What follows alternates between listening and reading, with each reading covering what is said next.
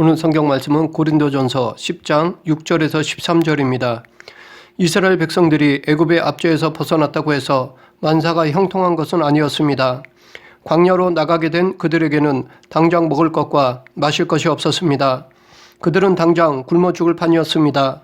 그러나 하나님은 당신이 구원해낸 이스라엘 백성들이 광야에서 굶어 죽도록 방치하지 않으셨습니다.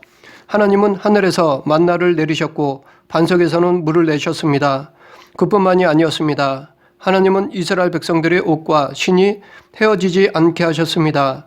이 일은 이스라엘 백성들이 가나안에 들어가기까지 계속되었습니다. 하루 이틀이나 한두 달이 아니었습니다. 자그마치 40년씩이나 그러했습니다. 하나님은 200만 명에 달하는 이스라엘 백성들을 40년간이나 아무것도 없는 광야에서 먹이시고 입히신 것입니다. 이처럼 하나님은 자기 백성의 필요를 결코 외면하시지 않습니다. 우리 하나님은 자기 백성의 필요를 구체적으로 채우시는 분이십니다. 하나님은 우리로 하여금 갑자기 부자로 살게 하시지는 않습니다. 그러나 우리에게 필요한 것에 대해 절대 인색하신 분이 아닙니다. 그분은 우리에게 없어서는 안 될 필요한 것을 아낌없이 허락하십니다.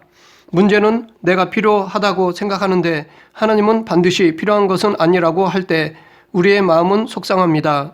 여기서 알 수 있듯이 하나님의 사랑은 추상적인 사랑이 아니라 구체적이며 실질적인 도움으로 우리에게 당신의 사랑을 표현하십니다. 하나님은 우리를 위해 당신의 독생자마저 아낌없이 내어주심으로 우리에 대한 당신의 사랑이 얼마나 크며 어느 정도인지 구체적으로 나타내 보여주셨습니다.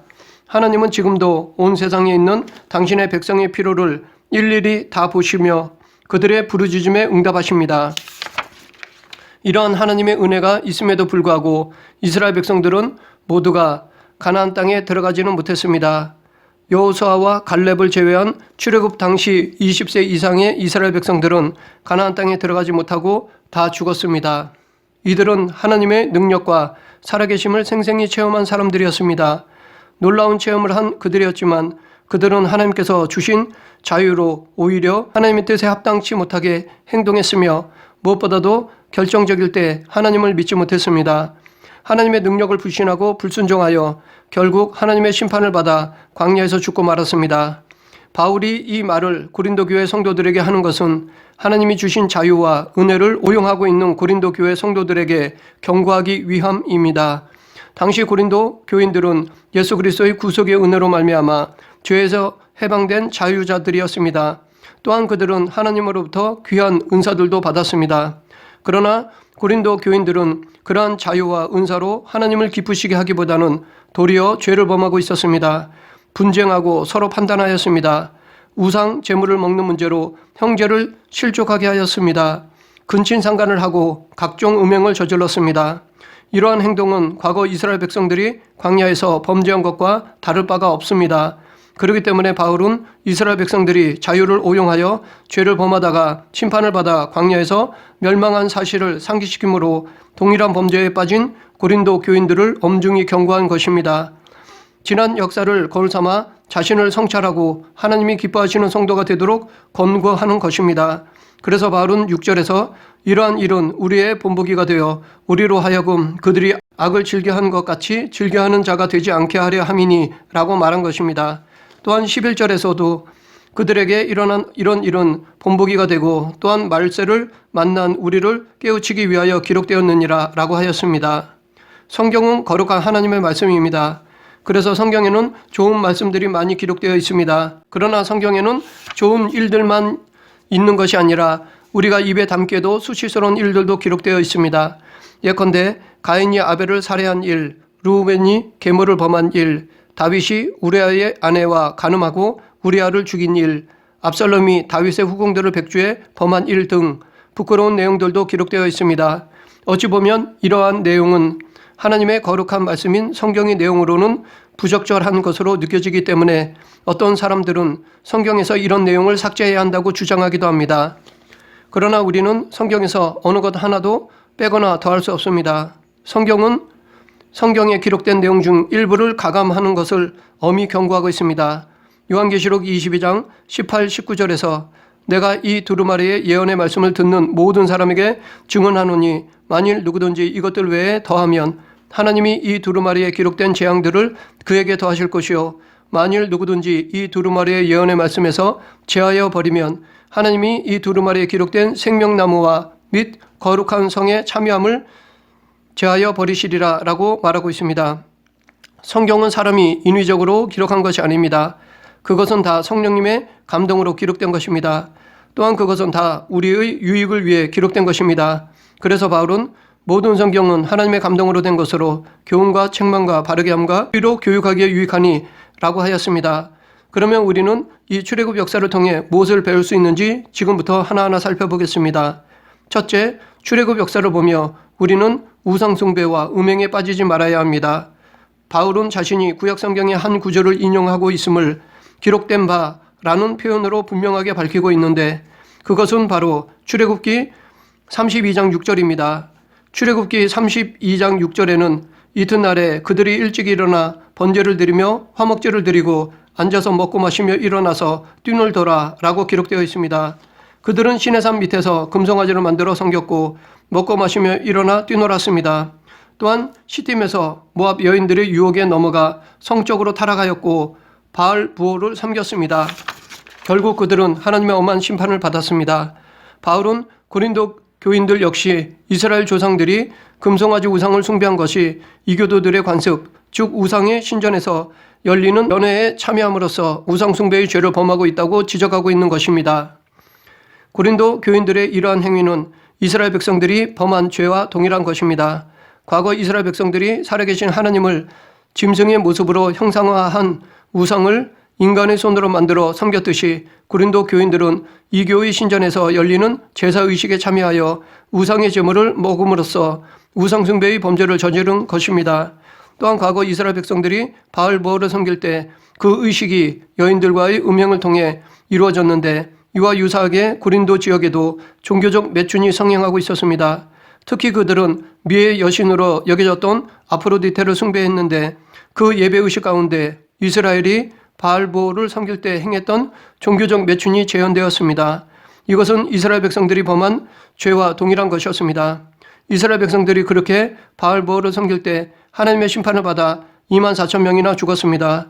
이와 같은 하나님의 심판을 경고하고자 바울은 고린도 교회를 책망한 것입니다. 둘째, 출애굽 역사를 보며 우리는 하나님을 시험하거나 원망하지 말아야 합니다.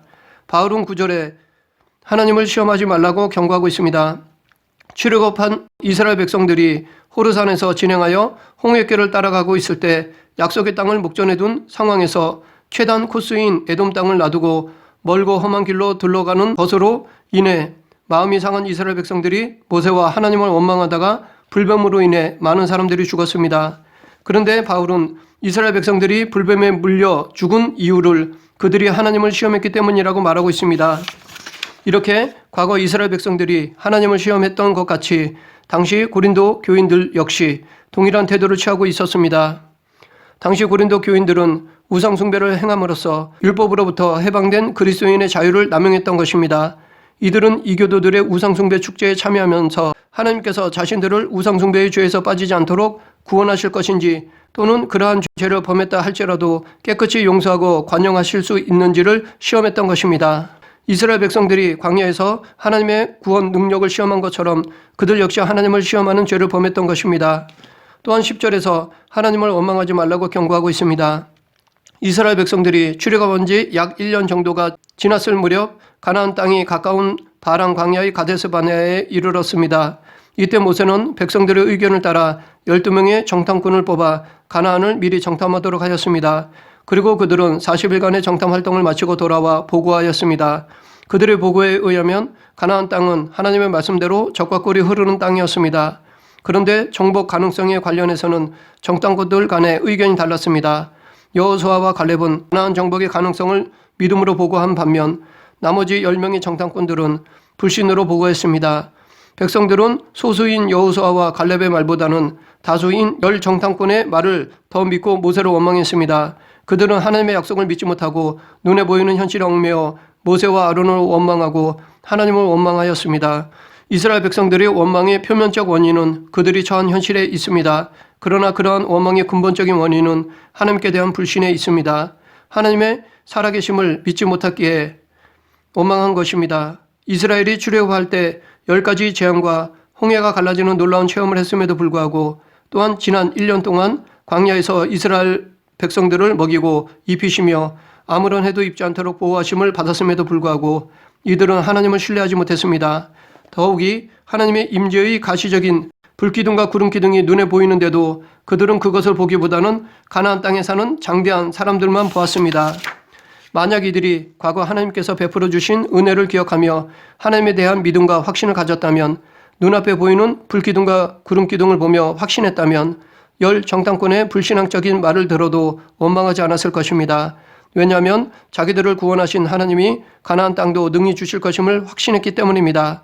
그러나 그들은 하나님의 살아계심을 믿지 못하고 다만 눈에 보이는 현상만을 바라보고 모세와 아론을 원망했습니다. 그러나 하나님을 신뢰하면 원망이 인내로 바뀝니다. 한 예로 요셉을 보면 그는 아무런 잘못 없이 형들의 시기로 노예로 팔려가고 누명으로 감옥에 갇히는 등 억울하고 절망적인 순간을 여러 번 맞이했습니다. 그러나 요셉은 하나님을 원망하지 않았습니다.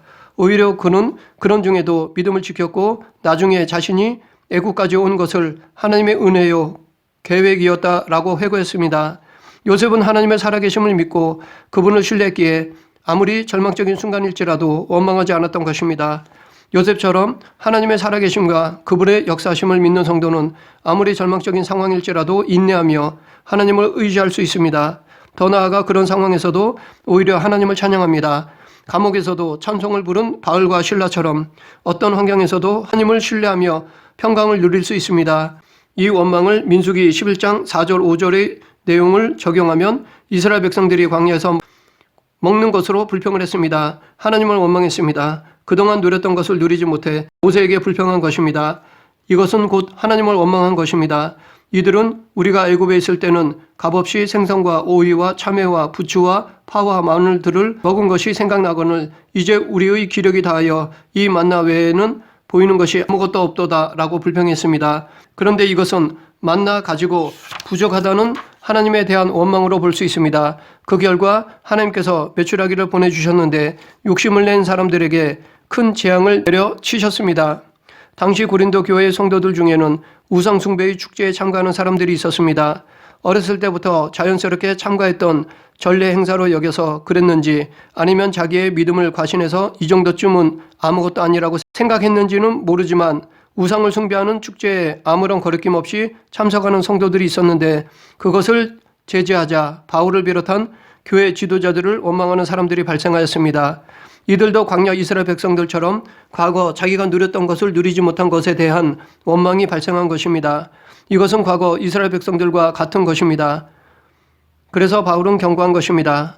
셋째, 출애굽 역사를 보며 우리는 자만하지 말아야 합니다. 12절에서 말하는 손줄로 생각하는 자는 자기 믿음이 강하다고 생각하는 사람을 의미합니다. 당시 고린도 교회에는 손줄로 생각하는 자, 즉 스스로 믿음이 강하다고 생각하는 사람들이 있었습니다.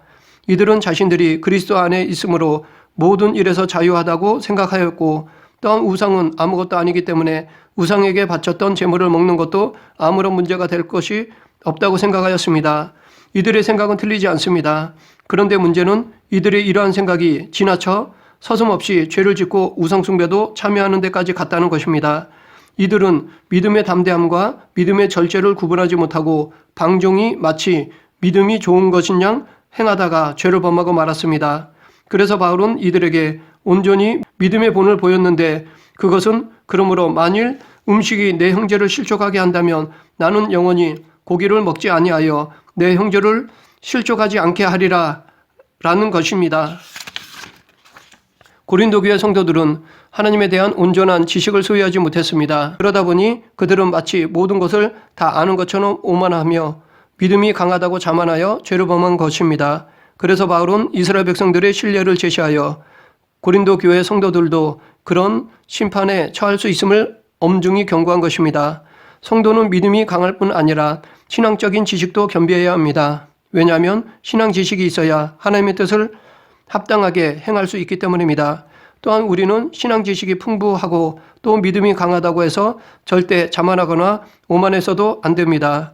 자기의 신앙이 완성된 줄로 생각해서는 안 됩니다. 이것이 심판으로 가는 첫걸음이 될 수 있습니다. 그래서 솔로몬도 잠언 16장 18절에서 교만은 패망의 선봉이요 거만한 마음은 넘어짐의 앞잡이니라 라고 하였습니다. 대적 마귀는 언제나 우는 사자같이 두루다니며 삼킬자를 찾고 있습니다. 그렇기 때문에 성도는 항상 조심해야 합니다. 자만하여 방심할 때 시험에 넘어질 수 있으므로 항상 깨어 있어야 합니다. 넷째, 출애굽 역사를 보며 우리는 우리에게 주시는 시험을 감당해야 합니다. 하나님께서도 자기 백성들에게 시험을 허락하십니다. 아무리 하나님을 믿는다 하더라도 시험을 받지 않는 사람은 없습니다. 아브라함에게는 100세에 얻은 소중한 이삭을 번제물로 드리는 시험이 있었습니다. 요셉도 노예로 팔리고 억울하게 감옥에 갇히는 시험이 있었습니다. 다윗도 사울의 부당한 시기심으로 인해 시험을 당했습니다. 심지어 예수님마저도 40일간의 금식 후에 사탄의 시험을 받으셨습니다. 우리도 예외가 아닙니다. 우리도 하나님이 주시는 시험을 받습니다. 그런데 이 시험이 때론 한 번으로 끝나는 것이 아니라 거듭 계속되기도 합니다. 이렇게 하나님이 우리에게 시험을 하시는 것은 우리의 믿음을 확인하시고자 함이며 또한 그것을 통해 더욱 성숙한 믿음을 소유하게 하고자 함입니다. 그렇기 때문에 우리가 시험을 통과하면 신앙이 성숙해지고 또 하나님의 인정을 받으며 복을 누리게 됩니다. 이처럼 하나님은 우리의 유익을 위해 시험을 허락하시는 것입니다. 그러므로 우리는 시험이 올 때 하나님을 원망하거나 불평해서는 안 됩니다. 혹은 시험을 너무 괴롭게만 여겨서도 안 됩니다. 오히려 시험은 우리의 유익을 위한 도구가 되므로 시험에 능동적이고 적극적으로 임해야 합니다. 물론 시험은 어느 것이나 어렵습니다. 시험은 다른 사람이 보기에 아무리 쉬워 보여도 당사자에게는 어려운 법입니다. 그래서 시험을 당한 사람은 괴로워하고 자신의 한계를 느낍니다. 만약 한계를 느끼지 못한다면 그것은 시험이 아닐 것입니다. 그런데 하나님께서는 우리가 시험 당할 즈음에 또한 피할 길을 내셔서 능히 감당하게 하십니다. 이런 이유로 하나님이 주시는 시험은 오히려 하나님을 직접 체험하는 복된 시간이 되는 것입니다. 우리에게 시험이 올 때 시험의 어려움에 우리 시선을 고정해서는 안 됩니다. 거기에는 답이 없습니다. 그러나 우리가 눈을 들어 하나님을 바라본다면 답을 찾을 수 있습니다. 성경의 모든 인물들은 시험을 당할 때 문제만 본 것이 아니라 문제 안에서 하나님을 바라보았습니다. 그리고 하나님을 전적으로 의지했습니다. 그때 하나님은 그들에게 피할 길을 허락하셨습니다. 말씀을 정리하겠습니다. 광야에서 멸망한 이스라엘 백성들의 이야기는 자만했던 고린도 교회 성도들이 귀담아 들어야 할 메시지였습니다. 또한 이 메시지는 오늘 우리가 함께 귀 기울여 들어야 하는 교훈이기도 합니다. 하나님은 어제나 오늘이나 언제나 동일하신 분이십니다. 그렇기 때문에 지금도 하나님은 우리의 믿음과 순종을 바라십니다. 지금 성경이 기록된 이스라엘의 역사를 교훈으로 삼고 믿음으로 나갈 때 우리는 우리의 모든 문제를 극복할 수 있습니다. 성경에 기록된 모든 사건 속에 담겨있는 하나님의 뜻을 교훈 삼고 내 삶에 적용하여 문제를 극복하고 하나님의 뜻에 온전히 순종하는 저와 여러분이 되길 간절히 축원합니다. 기도하겠습니다. 사랑과 은혜가 풍성하신 하나님 아버지, 이스라엘 백성들의 사건을 통해 지금 우리들은 믿음으로 깨어있어 하나님의 자녀로 온전히 살아가는 성도가 되겠사오니 연약한 믿음을 붙잡아 주시고 인도하여 주시옵소서. 예수님 이름으로 기도드립니다. 아멘.